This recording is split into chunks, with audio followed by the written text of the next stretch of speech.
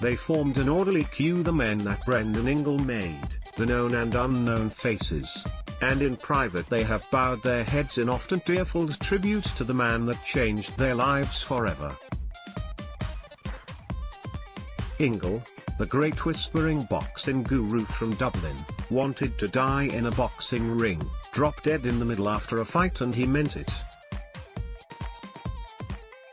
He nearly got his wish last week. When that happens, yous will all know that Brendan Ingle died happy, he told me in 2006.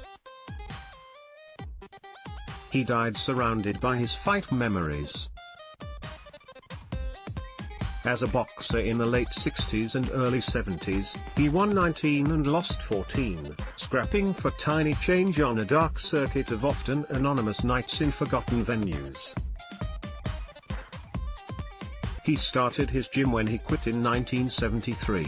An Irish labourer, a hard boxer in love with a Sheffield girl and desperate for some type of better life. He married the girl, Alma, and they took up residency in a corner of Sheffield, seemingly stuck in the 50s. When I came from Ireland, I had only my boxing gear and the clothes I stood up in, Ingle recalled one afternoon in Atlantic City. People helped me, and now it's my turn to help the kids and put something back into a great sport. At first his fighters were grafters like him, but by the start of the 80s he had Harold Bomber Graham under his care. The pair of eccentrics complemented each other, creating a style forever associated with the gym, and a style that was not always pleasing to watch. Brendan Ingle passed away last week, Reuters. Ingle had hard philosophies on the boxing life. Beliefs that often upset the men he did business with and the fighters he had trained since they first arrived at his grubby gym on the hill in Winkelbank. He shaped his fighters at a great personal cost: housing, feeding, teaching them, filling in on a life they might have missed, and preparing them for the life he had planned. He saved souls does not really say enough, it's far more complex than that. However, behind the prowess, the neat and tidy tales of redemption and glory, was his brutal understanding of our sport. It was an awareness based on raw honesty, and boxing people, especially estranged fighters, often choked on his truth. They will pay 10% of 400, even 10% of 2,000, but once it gets to 40,000 or 4 million they start listening to everybody telling them the same story. Why are you paying that much? You do the fighting. Well, I will tell you why. I've just spent 15 years, 7 days each week and about 8 hours each day. That's why. Naseem Hamed followed Graham, dumped at the gym door when he was about 7 and forever in Ingle's tender shadow. Hamed was brilliant from the start, an 11-year-old champion with poise like a veteran. I met Brendan during Hamed's years as a schoolboy in the 80s. He remains my favorite. The perfect blend of fighter from deep inside Ingle's mind, vicious and elusive and cocky. Each morning after yet another NAS triumph the phone would ring, could be a hotel room or the house before mobiles, and Brendan would dissect the previous night's exceptional show. They don't understand the NAS fella, they don't know what he is doing. He is gifted, Ingle would gently preach. Sadly, Hamed had too many critics and it changed the kid. He was also a victim of the vile whispering from men desperate to take him from the man that made him. Brendan and Naz would eventually split in one of the sport's tragic separations, a nasty divide that never seemed to heal. I sacked myself, let's get that clear, Ingle said. I could have continued with Naz and made more money, I'm not a mercenary. Ingle helped guide the prodigiously talented Nas to success. Getty, Brendan remained in the gym, shaping the latest baby to walk into his care.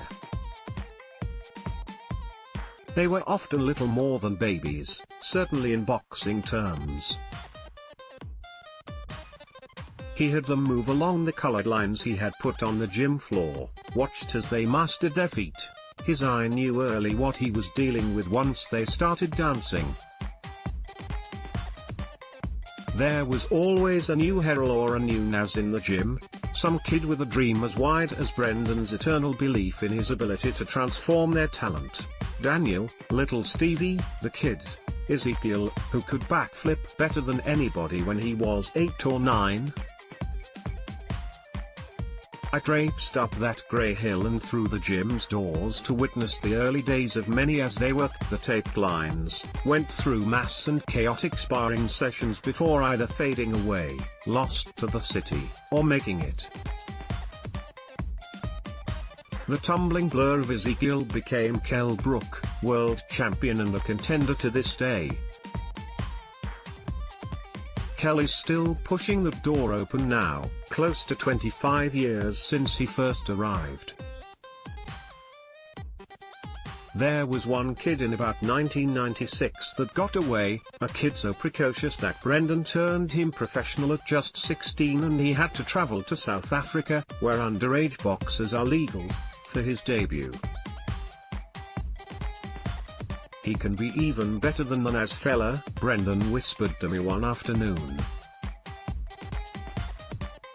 He won the fight, but never made it any further, and was sucked back and vanished into the night. A few years later a nurse I knew in Sheffield treated him for gunshot wounds. They were not his first. Brendan could not save or change everybody, but he tried. He was one of the most well-respected trainers in the world, Reuters. He took his finest and his best scratchers to prisons and working men's clubs for unique entertainment. I went on several lunatic outings behind bars and to bars to watch as inmates or drunk punters tried to land a punch on any of his fighters. They can throw everything, Brendan explained. The boxers are not allowed to throw a punch back. There was always a fallen boxer or two in prison, but they still missed. The best fighters in prison were given Johnny Nelson to hit and they, just like dozens of professionals, failed to land cleanly. Nobody forgets those visits and several inmates became Ingle fighters when they were released. He certainly found the discarded. Social services guided their failures to his door, over the years, and he gathered in lost and stray souls. There was, in the days of Nas, a wizened old money lender, who would hit the bags and be part of the riotous communal spars. A man of 60 plus moving round with Nas, trading insults and body punches only, in a ring packed with a dozen boxers. There was no place like Brendan's gym anywhere on earth. He often gave his boxers new names, fighting monikers to carry with pride into the ring. He had Paddy O'Reilly, a black heavyweight from Derby, Slugger O'Toole, Tony Montana, and Kid Galahad. They were names that made him chuckle. The kid is the latest, not the last, he warned in 2015. He was still creating, like a mad boxing alchemist, right up until the end.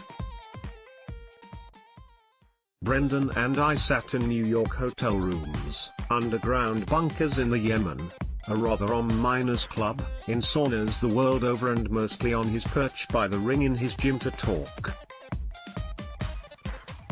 I listened. I do that in the presence of greatness, and I never lost a word. He made more than just great fighters. Follow the Independent Sport on Instagram here, for all of the best images. videos and stories from around the sporting world. More about Brendan Ingle, Prince Nassim Kid Galahad reuse content.